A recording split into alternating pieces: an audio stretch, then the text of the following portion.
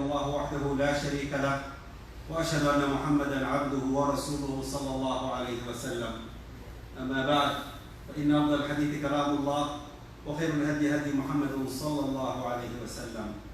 In the name of Allah, the mercy-giving, the beneficent, praise be to Allah.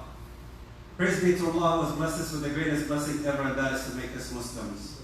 ومما زادني شرفا وطيبا وكدت بأخمص أتأ الثريا دخولي تحت قولك يا عبادي وأن سيرت أحمد لي نبيا.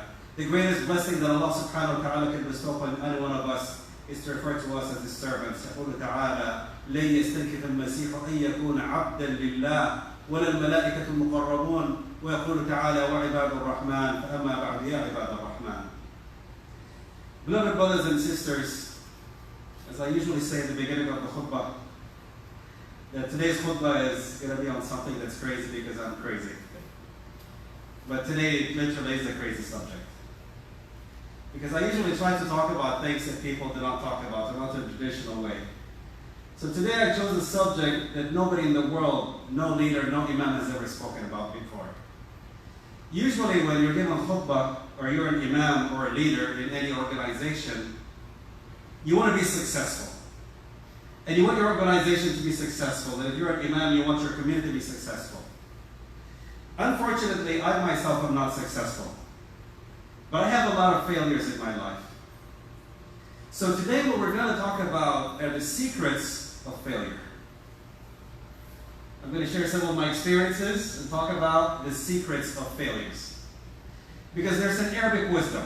And the Arabic wisdom says, عرفت الشر لا للشر ولكن لتوقيه ومن لا يعرف الخير من الشر يقع فيه. The wisdom says, I learned what's bad and I learned failure not to be a failure, but to distinguish between failure and success, so that when I see the signs of failure, I avoid it altogether. عرفت الشر لا للشر ولكن لتوقيه ومن لا يعرف الخير من الشر يقع فيه.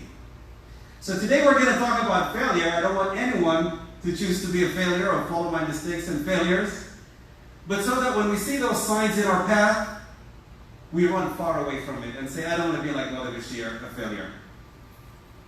The first sign of failure is the $1 million word procrastination.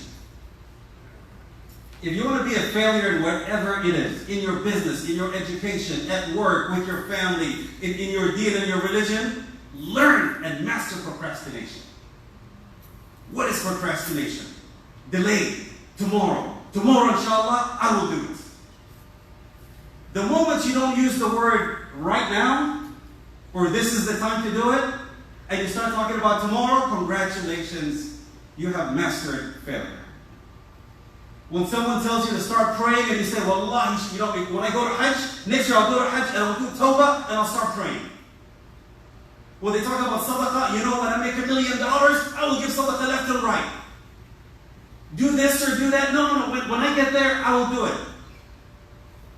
Education, work, whenever you start procrastinating and saying, tomorrow I shall do it, tomorrow I'll get that degree, tomorrow I'll learn how to do this, and I'll learn how to do that, and I plan to do this tomorrow. I love it when the sisters say, I know I should wear the hijab, and I will wear it after I get married. Procrastination is the number one promise of failure. So when you see that sign in your track, you're procrastinating and saying tomorrow, welcome to number one. Number two is not having a plan. When you live your life and you don't have a plan, when you go to school and you don't have a plan, when you get married and find someone, I'm going to marry this person, and you don't have a plan, when you're looking at your deen and religion and you don't have a plan, congratulations, you have reached the gates of failure. When you're sitting as a Muslim and you don't know what your goals are in the next 2 years, 3 years, 5 years, here's my goal. In 15 years, I want to memorize the Quran. In 7 years, I want to be able to teach this or speak about this. In 3 years, I want to master 100 hadiths so I can talk about the Prophet ﷺ. In 1 year, I want to be able to give so much charity. In 3 months, I want to fast Mondays and Thursdays for the next 3 months. When you have a goal, when you have a plan, that's success. But if you want to be a failure, what do? Don't plan. Even in this life, when you sit and just go day by day, wake up and go through the same routine, you're always going to be stagnant. But when you challenge yourself and have a plan, that's how you succeed. I've known people, and we've all known people that 6, 7, 10, 12 years ago, maybe they worked at a restaurant, maybe minimum wage. Brothers, sisters, can you donate? We can't pay our rent. And of course, you jump and help them. But 5 years later, they're working at the same restaurant and they still can't pay their rent. Now, something is wrong. 10 years later, they still work at the same place. They can't pay their bills and, life is tough. No. You need to come up with a plan. That's failure. That is the textbook definition of failure, is when you don't have a plan. I think I mentioned it before. I remember there was a masjid where sometimes when the imam is running late, I would lead the salah. And I led it. And I read parts of Surah Qaf and SubhanAllah. And I teared up in the salah. One of the brothers, African American brothers, came and hugged me and said, "You're so lucky that you speak Arabic. And you understand the Quran." I said, "My brother, guess what? If you sit and learn a few words of Arabic every day, in a month or two, you can speak it. If you take about 20 or 30 core words and know the different the different tenses of those, in a couple of he says, no, brother. You don't understand. I'm so busy, and Arabic is so hard, and I'm too old, and wallahi, about a year later, the imam was late, and I led the Isha prayer. And after the salah, the same brother came to me and said, "Brother, you're so lucky." And I said, "Why?" "Because you read the Quran and you understand Arabic." And I said, "Brother, few words, 30, 40 words, and you come to the masjid every day for Isha, talk to the brothers that speak Arabic and review them. If you know 30, 40 core words and you practice them every day, you will understand Arabic and understand the Quran." No. You don't understand. It's very tough. It's very hard. I'm busy. And wallahi, a third time, about another year later, he came after the salah and said, "Brother, you're lucky." And I just wanted to strike him at that moment. And that's the definition of not having a plan. Is you will be in the same circle of where you are. You will never grow. You will never go a step past where you are if you don't have a plan. Why any book of hadith starts with the same hadith. What does that hadith say? It says you must have a plan. Any book of hadith you open, Tirmidhi, Bukhari, Muslim, all the books, Ibn Majah, they all start with the same hadith, and basically Allah says, "I don't accept anything from you unless you have a plan." إِنَّمَا الْأَعْمَالُ بِالنِّيَّاتِ. What is a niyyah? Plan. So if you want to succeed in your religion, in your faith, in your family, in raising your children, in your business, in your education, have a plan of where you're going.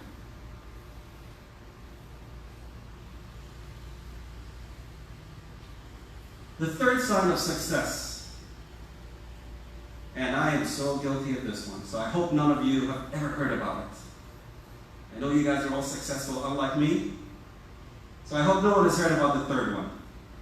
It's called blame. What's the sign that I'm failing? I start blaming people and blaming circumstances. I start a business and I do a terrible job and my business fails. Everybody's like, "Bashir," everybody knows Bashir is doing a terrible job and his business is failing. What do? Man, it's the economy. Man, it's him, it's her. The Muslims, they're bad people. They don't support my business. They don't do this to me. Wallahi, they hate Muslims, because of this. We have a list of excuses and blames. The moment you're coming up with a list of excuses and blames, guess what? You're failing. There's over 7,000 hadith of the Prophet ﷺ. Look at all of them and show me one hadith in which he complains. Show me one hadith in which the Prophet ﷺ sits and says, oh my God, they're persecuting me, they're killing my friends. Oh my God, this is, they were killing him, and they were literally persecuting him, and killing his family, and killing his friends. Yet show me one hadith in which he was blaming them. A successful person doesn't have time to sit and blame and come up with excuses. They're always looking for, what can I do next? A successful person does not have time for the blame game. You support me, good. You don't support me, okay, next, what can I do? You're with me, good. You're good. If you're not, to the side. What can I do next? And that's how the Prophet ﷺ was. His closest family betrayed him. Did he stop? No, he just kept going, and that's what successful people do. And what do failures do? They have the most brilliant excuses. It starts in school when the kid comes to the teacher and says, the cat or the dog ate my homework. And a lot of us, if something happens to us in failure, well, with the evil eye, they struck me from far. Yeah, you're a failure. You didn't plan. You didn't do nothing. You're doing a terrible job. You're the last one at work. You're doing a terrible. You're not even studying. I remember when I was in college,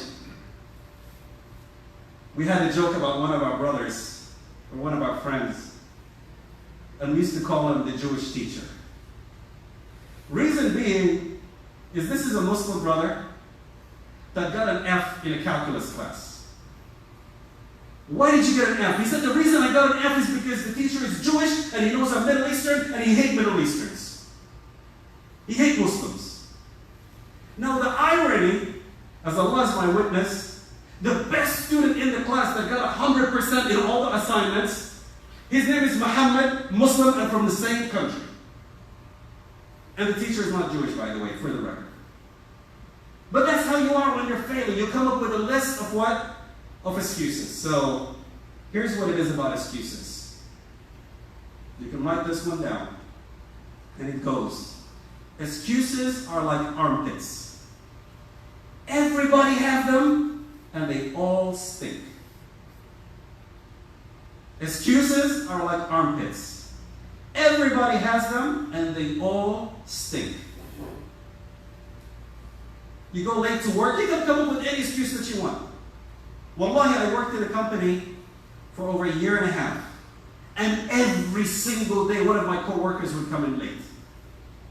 Man, 95, there's an accident. 95, everybody's slow. That traffic, I have to drop the child. You're late every single day. At work, nobody cares what it is. When you're successful, you're not thinking about excuses. You're thinking, how can I modify myself? How can I be better? Instead of blaming and coming up with excuses.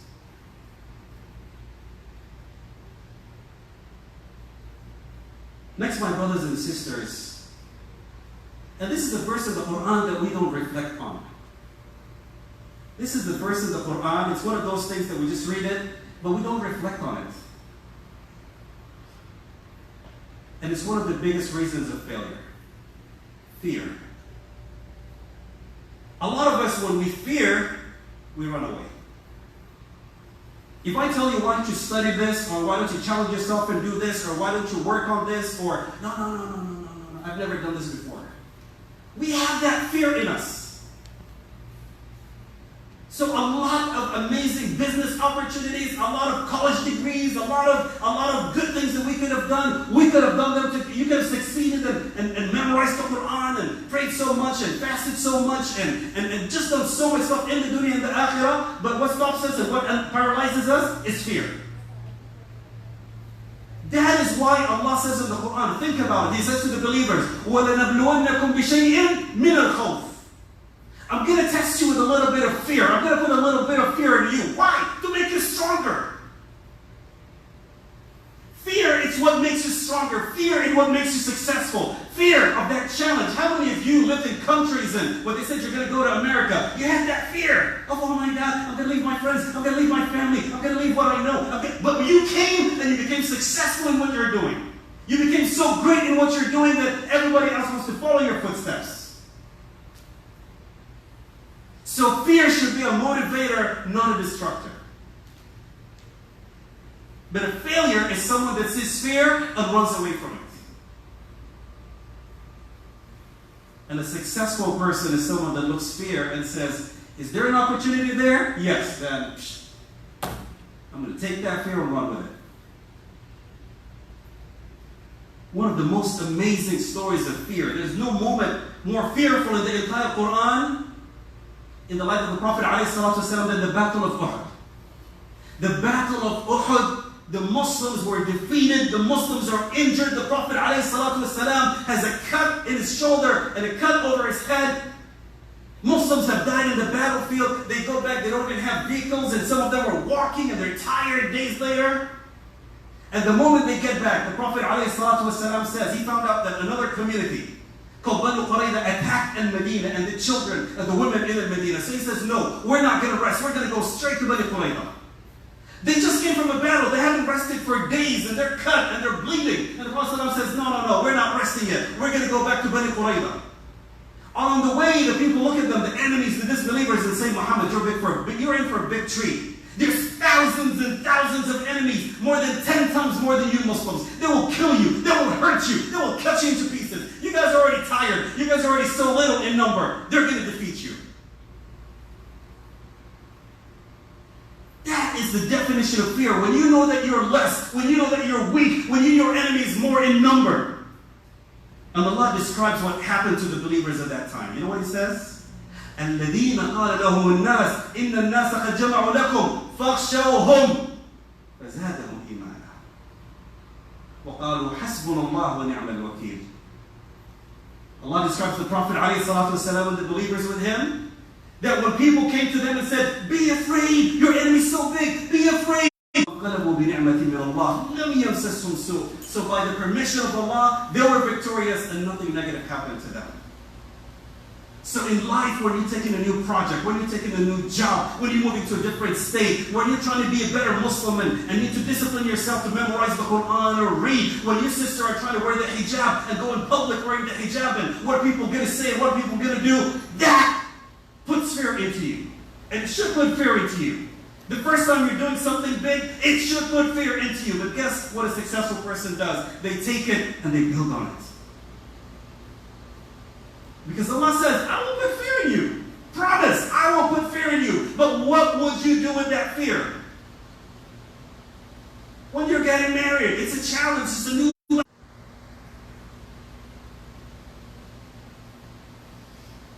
The next character of failure is called dependency.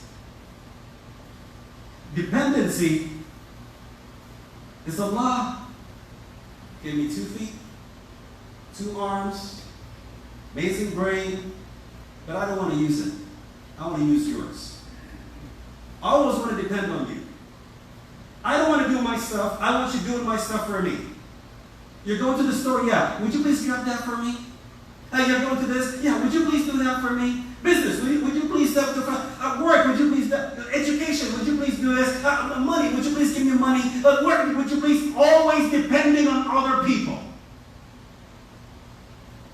Look at yourself, examine yourself, and if you're depending on others on every little and big thing, that's a big sign of failure. One of the biggest signs that a lot of us have it and have a PhD on it is how to depend on others. We all go through tough situations. But if I need to come month after month and say, brother, I can't pay my rent. No, there's something wrong with me.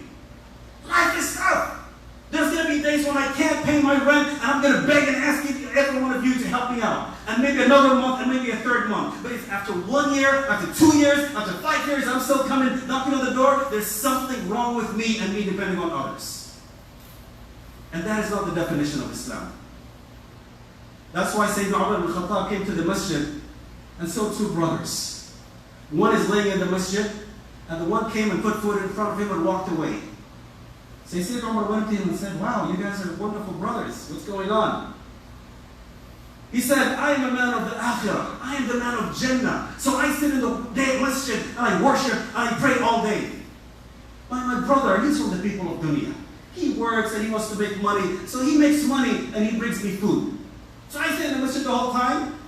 And what does my brother do? He works hard and then comes at the end of the day to the masjid and feeds me and gives me whatever. And he thought Sayyidina Umar ibn Khattab would say, bravo, wonderful job. Sayyidina Umar ibn Khattab took his stick and started to lash him and said, get out of the masjid, get a job, fulfill yourself. It's better in the sight of Allah to be busy, to be working, to be constructive, than being dependent on others for your liveliness. So brothers and sisters, if you want to succeed in this world, you cannot depend on others. Allah blesses us with amazing brothers and sisters and family members that support us, and that's beautiful. But I'm talking when we're always depending on others.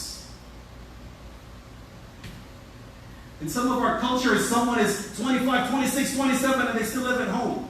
Not out of respect of their father and mother, but because everything is free, so I'm living with them. When it comes to marriage, hey, find me a wife. When it's a job, I'm waiting on the government to find me a job. That is one of the definitions of failure, is when you depend on others.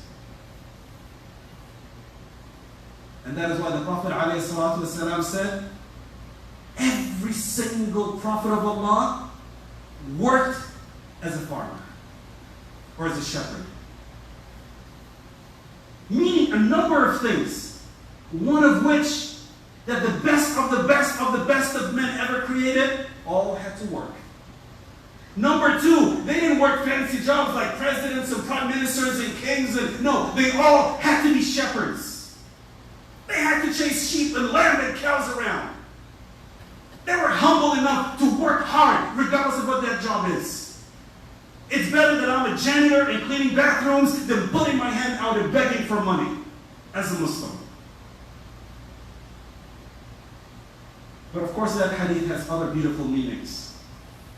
Because one of the most fragile things are sheep and lamb.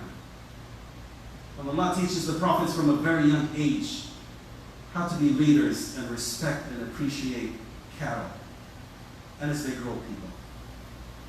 أقول هذا القول واستغفر الله العظيم لي ولكم من كل ذنب فاستغفروه وتوبوا.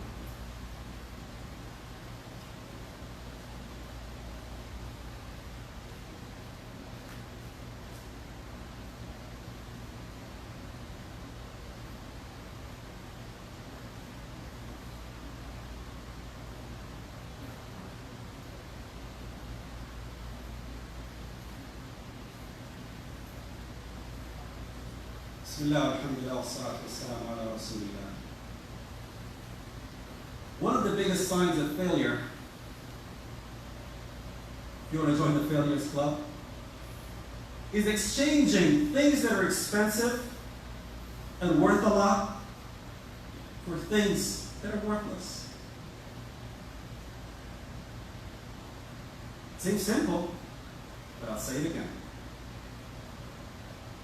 The biggest definition of failure is someone that has something that is so expensive and worth a lot, and they exchange it for something that is worth so little. It's someone that has family and parents who are the key to Jannah, and he can honor them by smiling or buy them a gift or give them a kind word. But every night goes to the coffee shop and gets the hookah and spends all the money on his friends, buying them hookah when he hasn't even spoken to his parents in days and nights.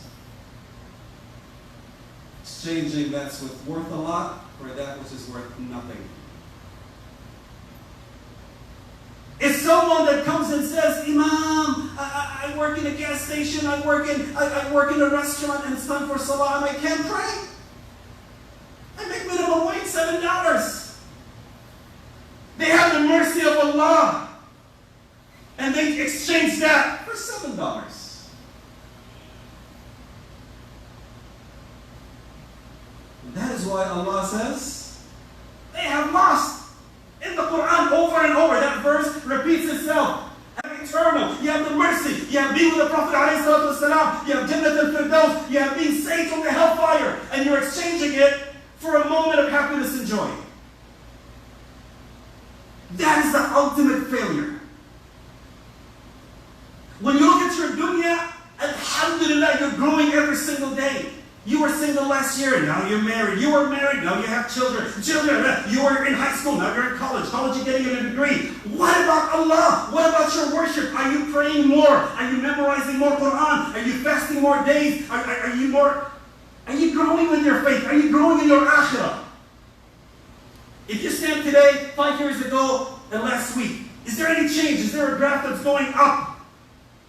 Have I given more to the sake of Allah? Have I come more to the masjid? Have I prayed more? Am I doing qiyam? Am I waking at night and praying to Allah? Am I asking Allah for forgiveness more? Am I praying on the Prophet ﷺ more? Am I learning about my Prophet more? About the Sahaba, about the Prophets of Allah? Everything is in front of us. The scholars that wrote the books of hadith and all this knowledge and the tafsir, they would travel. Imam Ahmad ibn Hanbal would travel from Iraq to Mecca, from Mecca to Egypt to write 3 hadith. And you can go online and have a PDF that has all 7,000 hadith in 1 second.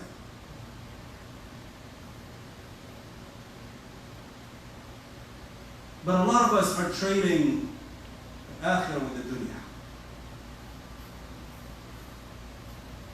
Allah says, ذَلِكَ هُوَ الْخُسْرَانُ الْمُبِينُ. That is the khusran. That is the biggest loss ever. Because anything in this dunya, you can always replace it. You might lose some money and gain it. You might lose some friendships and gain other friends and brothers. And in this dunya, it doesn't matter. You can always recoup something back. And probably even make more. But if you lose the akhirah, there's no way out of it. If you have the pleasure of Allah, and you're compromising the pleasure of Allah because of something else, there's no way back from that one. So beloved brothers and sisters, we need to revise ourselves. We need to come up with that plan. We need to come up with that focus. We need to come up, lack of excuses, and what can I do? How can I be a better Muslim? How can I do more? What can I do this year? What can I do this month? What can I do today that I haven't done before? How can I be a better Muslim? We're starting a fresh new year now in Islamic calendar. How can I make this the best year of my life? Without the excuses that we talked about, without the blame, without saying, well, I have this disability. No. You are blessed by Allah. What can you go to do to be on the highest possible position before Allah subhanahu wa ta'ala? It's a story that I've mentioned before, and I'll just mention it because it's appropriate to say now. It reminds me of, if you were to bring, if you have a little kid that's 6 or 7 years old, or a brother or sister at that age, and we call them up and say, come here, Muhammad, come here, Fatima. You have 2 options. Have a bag of chocolate. This bag has Skittles and, Kit Kat and milk, whatever the candy is. I'll give it to you right now. Or, come to me first thing in the morning and I'll give you a check for $100,000. Here's a few chocolate, take it. It has, Kit Kat and, Snickers and Skittles and Starbucks, whatever, candies. Or come back tomorrow morning and I'll give you $100,000. What do you think a 7-year-old child is going to do? Anybody want to guess? You guys are going to go crazy. You're like, no, this is not even $5, $100,000, you'll be rich with it. No. Don't take it. Wait till tomorrow. And that is the difference between the Muslim and the Kafir. Is the Muslim is waiting for tomorrow. The Muslim is investing for tomorrow. I know what Allah has for me tomorrow. And you know what? Even the $5, the candy is halal for me. There's a few things in this dunya that are halal. Run with it. Enjoy it. Get the best out of this dunya that is halal. But invest in the akhirah. Invest in tomorrow, in that 100,000, because that is their eternity. So brothers and sisters, in the beginning of this new year, come up with a plan of how we're going to get closer to Allah. I'm going to read more Quran. I'm going to try and memorize something. Maybe Surah Yasin, maybe Surah Al-Rahman, maybe Surah Al-Mulk, maybe Surah Al-Baqarah, whatever it is. Put quality time with the Quran. Secondly, Salah. The first thing when I enter my grave, I'm going to be asked about a Salah. And yet I wake up every day at 8 o'clock to pray Fajr. No. It's unacceptable. I'm going to start setting my alarm and going to bed early and even having people wake me up and just making sure I pray Fajr. Even if I start with one day a week that I'm praying on time, and then the weekend, Saturday and Sunday, and then 3 days a week, and then the whole week I wake up and I'm praying on time. Third, in my family. A day cannot go by if my parents are alive that I'm not calling them and making them happy and smile. If my father is alive, if my mother is alive, pick up the phone, go visit them wherever they are, WhatsApp, messages. Just make sure that they're smiling every day because of you. They're happy one way or the other. You buy them a gift, you send them a message, you do whatever. Do something. This is going to put a smile on their face. And then your family, your immediate family, your spouse, your children. Make sure that you bring pleasure to them. Make sure that you make them happy. Put that effort into it. That's what Allah wants. A lot of us know the key, know the happiness, but sometimes our egos, sometimes our weaknesses, but no, as Muslims we move forward. And I'll conclude with this story that happened to me a few years ago, where a sister came up and said, and this is an example of people that don't want to change, that are choosing the misery over the happiness, at a different level, not in a haram level necessarily, but in a different level. Of a sister that came out, wallahi al-azim, and said, me and my husband are getting divorced. And her husband is one of my closest friends. And I said, this is so sad, and what's happening, and what did he do? And, you start to worry when someone says divorce, it just means World War III, it's like, what happened, and so on. And she says, well, he's not happy with me. I'm like, no, I'll talk to him, he's good, and you guys have a child together, they had a wonderful boy, mashallah, so, this boy has to grow, what can I do, and whatever. What is he upset about? What's wrong, so I can go talk to him. She says, well, he's angry with me because of my attitude. I said, what's your attitude? What's wrong with your attitude? She says, well, when I get angry, I just raise my voice. I said, what do you mean? She said, well, I'm the youngest girl, and the way I was raised is, I just raise my voice and I get my way.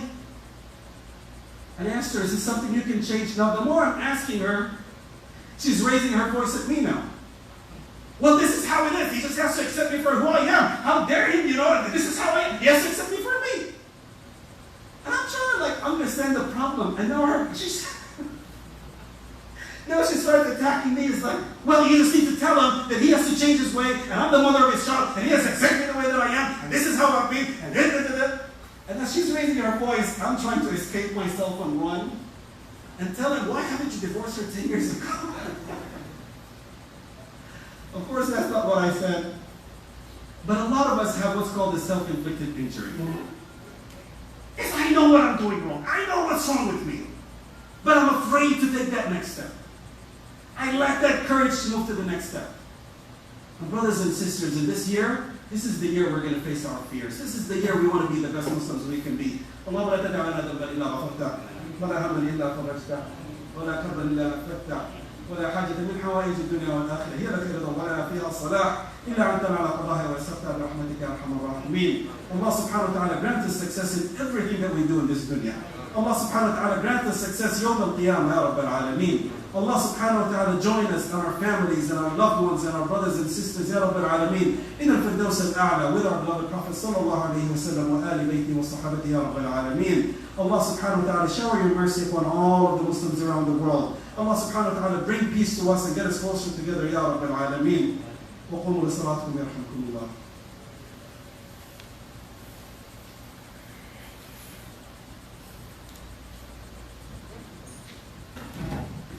الله أكبر الله أكبر أشهد أن لا إله إلا الله أشهد أن محمدا رسول الله هيا على الصلاة هيا على الفلاح قامت الصلاة الله أكبر لا إله إلا الله.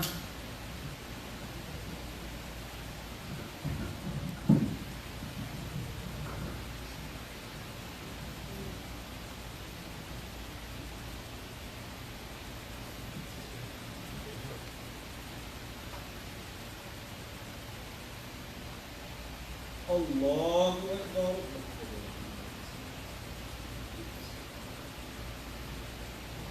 الحمد لله رب العالمين الرحمن الرحيم مالك يوم الدين إياك نعبد وإياك نستعين اهدنا الصراط المستقيم صراط الذين أنعمت عليهم غير المغضوب عليهم ولا الضالين آمين.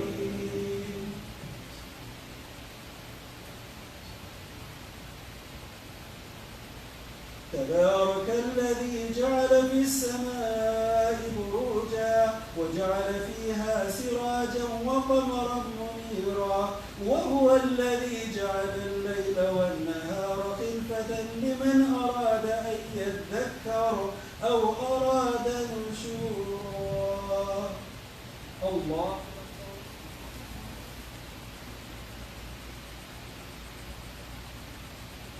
سمع الله لمن حمده. الله أكبر.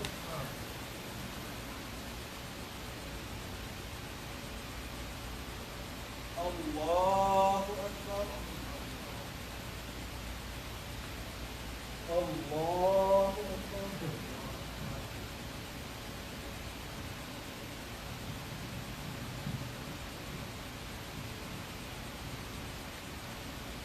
الله أكبر.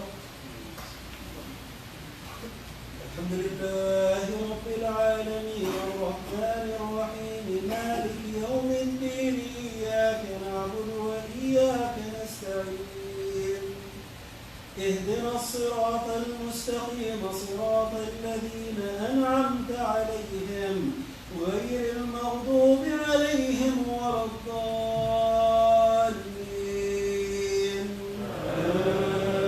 آمين.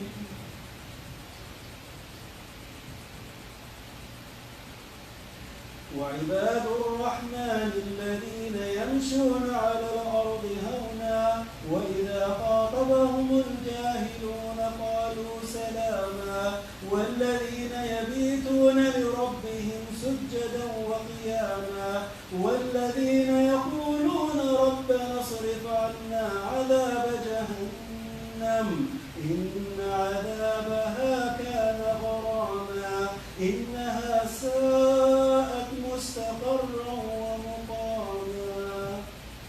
الله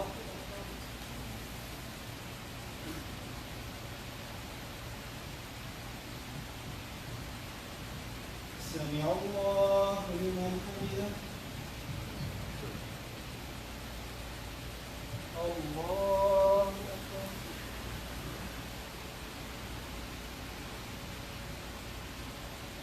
الله أكبر.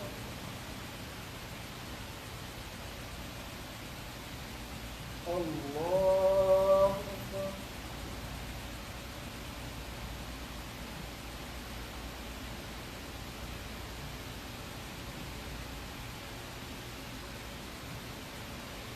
الله أكبر.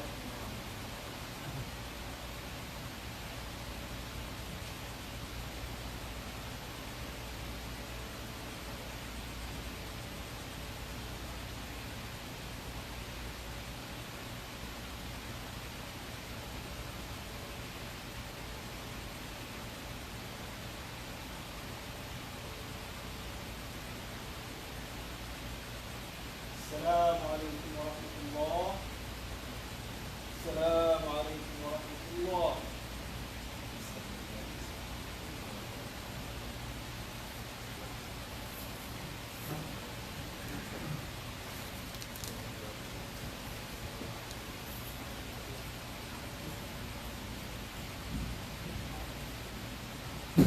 Assalamu alaikum. So, Jazakumullah khair. First of all, Mr. Hatim Shaban Salman, the father of our brother and friend, maybe you know him in this community. Dr. Lai Salman, his father, he passed away. Please let's read Surah Al-Fatiha and make dua for him.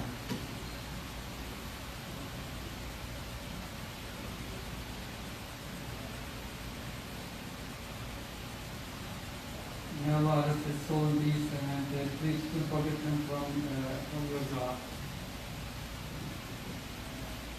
I just want to remind you, as we said last week, the masjid needs your help as well as the project that we have done. And we mentioned that last week is as you see the parking lot outside the pavement.